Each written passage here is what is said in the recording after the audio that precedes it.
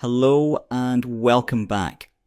God, does it feel good to just say welcome back instead of having to figure out how to start your sentence with awkward things like well hello or alright or so. Welcome back is much more natural, so I encourage you once again, if you're on that YouTube journey, to go ahead and make as many videos as soon as you can so you get the privilege to say welcome back, and if you made it this far, I congratulate you.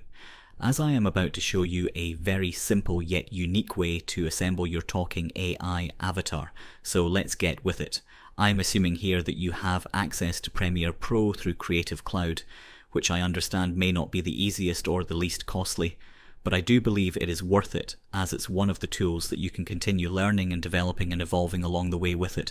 So first I dragged and dropped the speaking synchronized lips from Adobe Express, which I downloaded separately.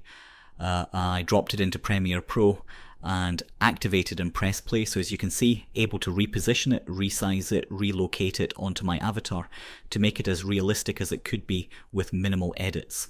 So one of the challenges I initially had was the light green frame that you see around the object from the previously removed background on Adobe Express, which I'm going to go over how you can remove that later in the video.